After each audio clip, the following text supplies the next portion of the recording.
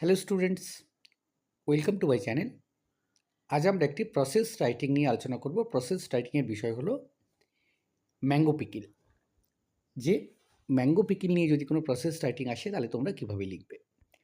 তো প্রসেস রাইটিংটা লেখার আগে আমরা একবার দেখে নেব কিভাবে একটি প্রসেস রাইটিং সঠিকভাবে লিখতে হয়, তার নিয়মটা একবার দ্রুত দেখে নেব।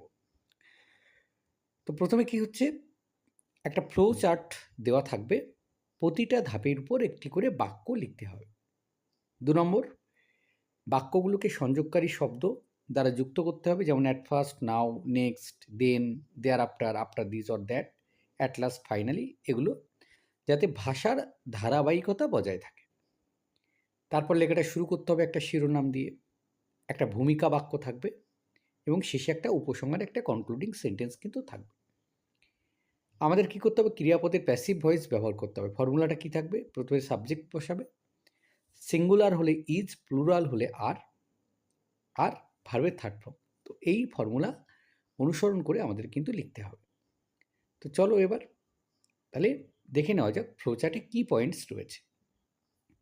প্রথমে আছে ম্যাঙ্গোস, আমগুলি, বাইং, সেগুলো কিনতে হবে, শর্টিং, বাছাই করতে হবে, রিমুভিং রটেন ওয়ান্স, মানে পচাগুলোকে আমাদেরকে বেছে নিতে হবে, ক্লিনিং, পরিষ্কার করতে হবে, কাটিং ইন্টু পিসেস, সেগুলোকে পিস পিস করে কেটে ফেলতে হবে, ড্রাইং, শুকোতে হবে, স্পাইসেস অ্যান্ড সল্ট, তার সঙ্গে মশলা, লবণ, এগুলো সব মেশাতে হবে, mixing mustard oil and chilli, তার সঙ্গে সরিষার তেল আর শুকনো লঙ্কা গুঁড়ো দিতে হবে, keeping in a big flat pot in the সান, তারপর সেটাকে বড় একটা পাত্রে করে সূর্যের আলোতে দিতে হবে, পোরিং ইন্টু জার্স, তারপর সেটাকে পাত্রের মধ্যে ভরতে হবে।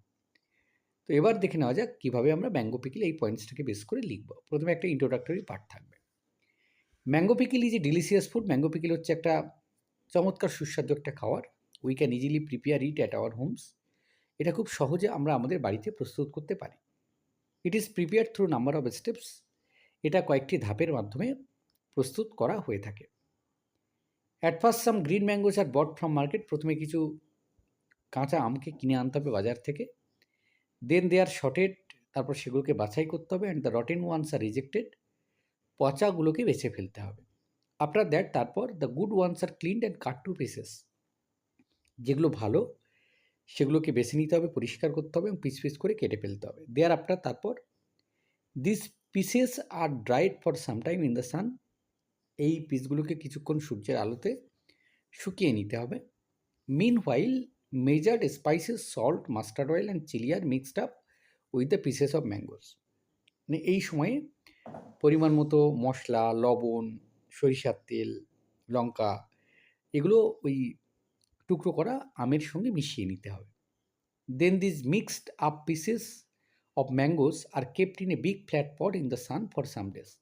তারপর এই হচ্ছে মশলা মাখানো এই আমের যে পিসগুলোকে সেগুলোকে সূর্যের আলোতে কয়েকদিন রেখে দিতে হবে। Now mango pickle is ready, মানে বড় পাত্রে করে রেখে দিতে হবে। Now mango pickle is ready and poured into jar for storage.